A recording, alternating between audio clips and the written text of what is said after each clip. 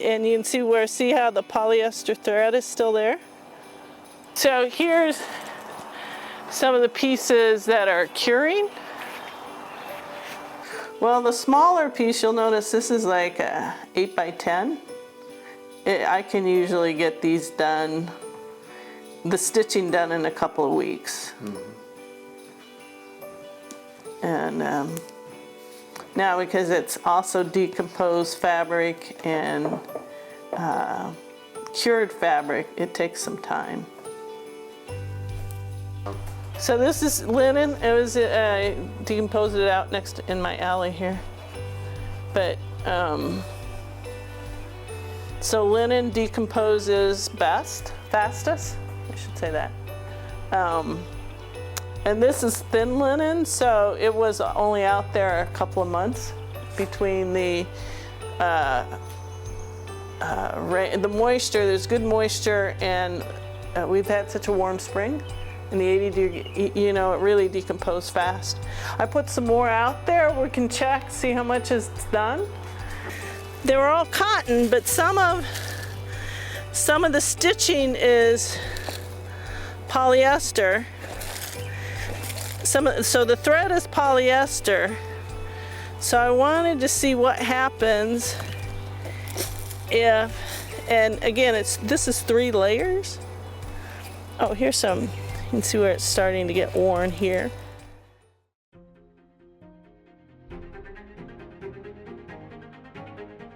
And I wasn't making it wearable so much as it fell apart, and I tied someone in it on a chair. It happened to be Philip. He just flew in from London, and he was my partner. He was super jet lagged, and it was at an art salon that I was starting, and I just just stay there. I need this to work. He fell asleep. How did we hear about it?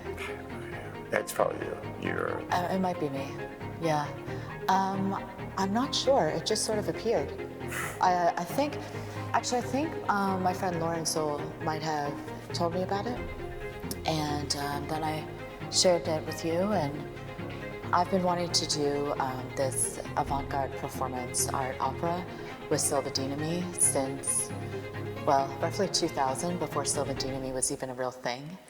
And yeah, we had worked together on the power plant grant with Ontogenesis, and after, it's just organic, and yeah, it felt like a natural progression. Yeah. We've been doing. Yeah. And the concept of the grant felt.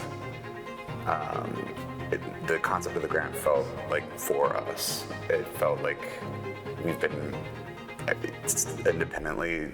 I would say the work that we do is innately risky because of just the general nature of performance art in general. It's not something that people are always used to seeing, to interpreting, to understanding, and then funding as well. It's not something that you often. It's harder to convince people that this is something that's worth pursuing.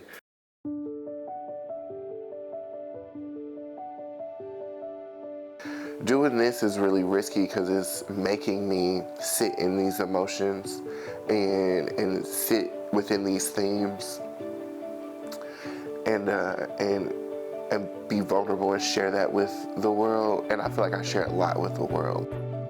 This body of work was created over the past 2 years. It is a culmination of me processing grief, me processing loss. And that's kind of how I came up with the idea of the name. It's like another 4-letter word. So there's these 4-letter words that, mean so much, but they're so hard to conceptualize. So these works were all named and inspired by different 4-letter words. When I saw Faith in her construction paper work, I was like, I get this. I understand that. I know I could do that. I can try that. I have construction paper. I can, figure that out. So I wanted to bring that same air of accessibility to the art. So I used these sheets of construction paper to create a playful mat or backing to these works.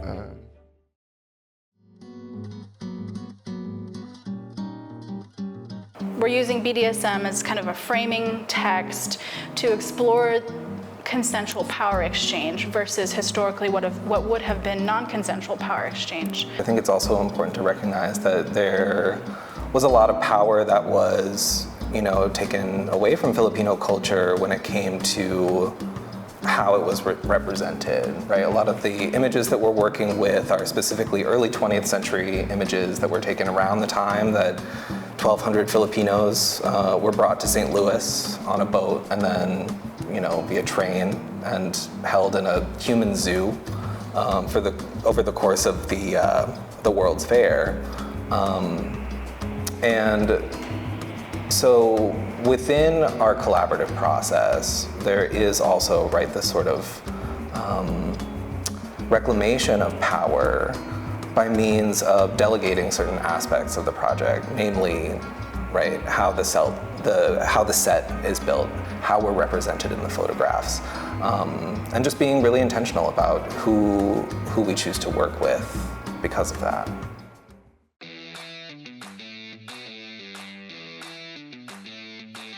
Reconsider the fact that it's like, multi-piece reaction. Yeah. That's the most devices that's the most we put together all at once. I think it's a bit of I think it started with the dominoes sounding cool, and then we're like, what else makes sounds? I think bells were on the table. Fred definitely wanted barrels, so we found these barrels on Facebook Marketplace, and it started out with a lot of conscious thought about the sounds like dominoes and materials clunking into each other.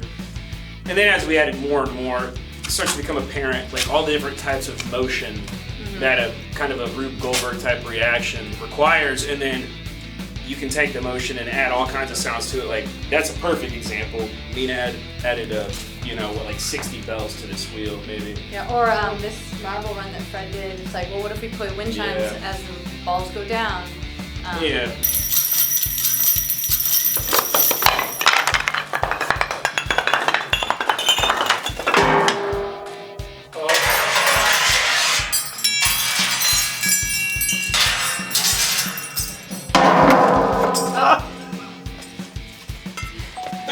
Seconds.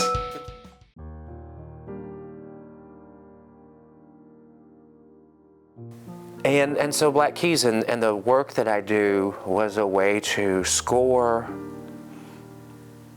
exhaustion, anger, hope, and then also just melancholy, and there's beauty in some of this, and literally that's what Black Keys was about. It was my own personal response to everything that had happened in that year that literally was a culmination of my entire life that I'd either been witness to or the kind of that generational stuff.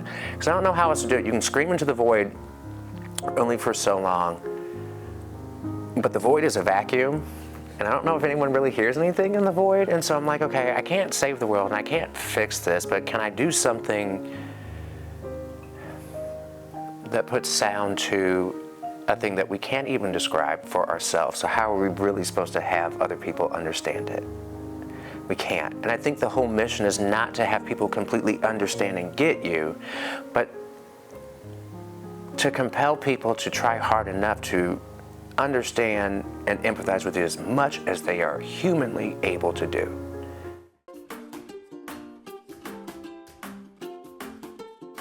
They got all this steam flying out of the top of the engine, put a couple train whistles on it, put a keyboard on it, make use of it. We did a lot of research on steam and found that would be very dangerous and impractical.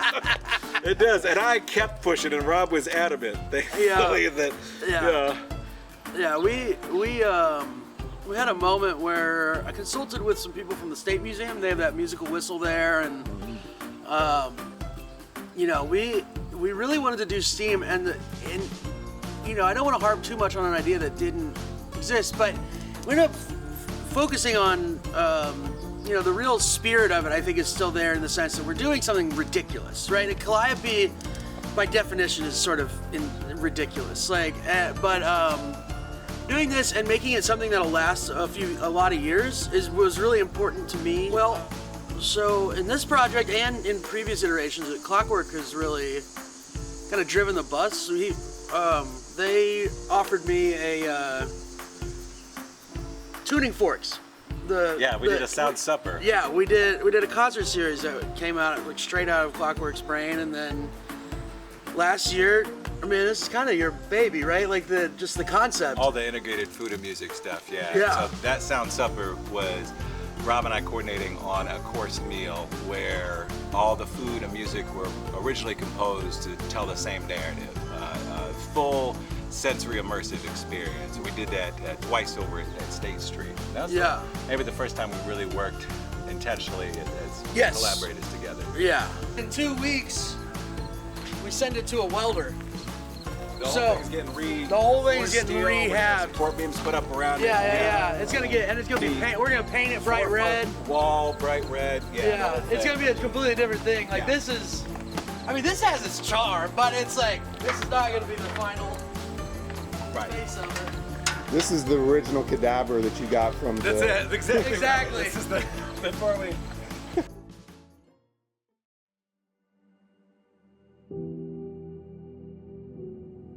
Because you're gonna let them to dry for weeks. And then you have to soak in water again, and then let it dry. And then immerse in another kind of bathe and let it dry. And then when it's super dry, you're gonna start breaking it. So I mixed paintings to wearables, so to clothes. So that was super awesome. And then I came here, I thought I was gonna do the same, but no. So I decided to put, since I'm talking about the ancestors, and this is paper that I made from recycled paper, embedded with wildflower seeds in it. And each one has a high vibrational word. And I'm gonna ask people to go and collect a word, bring home, plant. Well, have to wait next year, but plant and see it grow. Only risky business because it's more expensive. It takes more time, so you're not gonna make that much money as you used to, making super fast food, fast fashion, which it wasn't, but compared to this, it's not for the money. It is for the belief. It is for a lifestyle. It is actually showing people that maybe this is good for you, maybe pay attention. Maybe you can choose that too, or you can meet in the middle, I don't know, just presenting like a new view, a new perspective, a new way to live.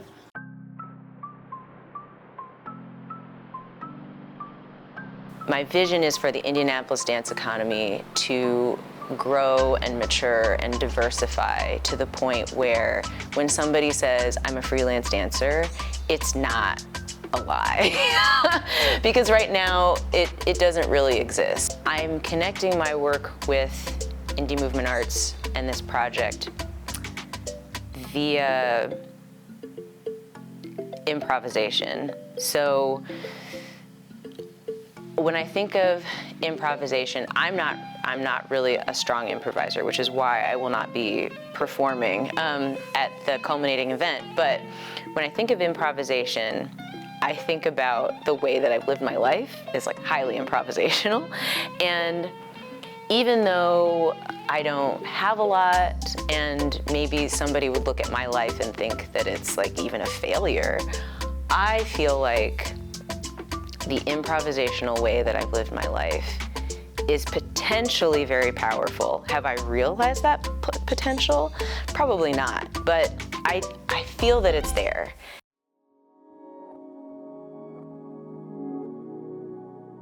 I have been working with Urushi lacquer for 25 years. Not that many people in the US know about Urushi lacquer.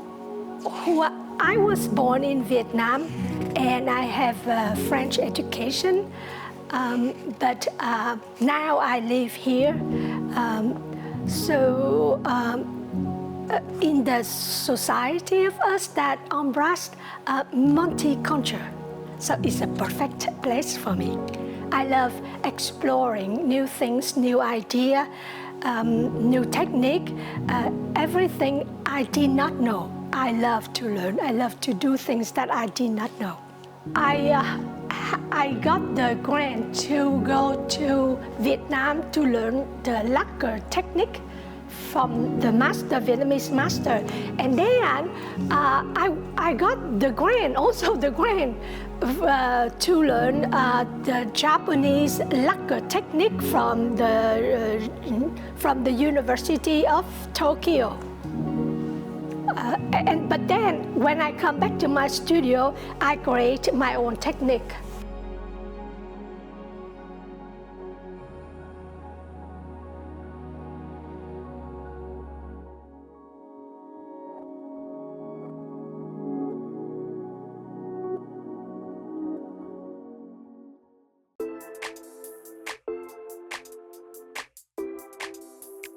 What was it like when you came out in 2008? I was asking them, did you ever feel like you came out? Did you identify with coming out of the closet? Did you identify with that narrative? Or how do you feel like you came to terms with your own gender and sexuality? Follow me. So, here's my baby angel. So there's several garments. We have some fabulous, drag gowns, handmade gowns.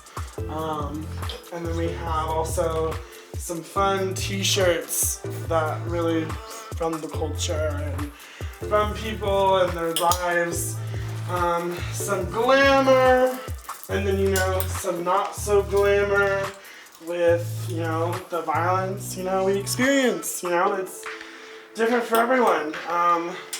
There's gonna be some garments that are more if you know, so there's some beautiful representation for the astrology queers in our lives and cruising queers in our lives. I think queerness is so beautiful. And then obviously throughout you're gonna find some accessories. You're gonna find the poems that'll be here on the rack. There's 3 of them. So we have this poem here that is, 5 shirts.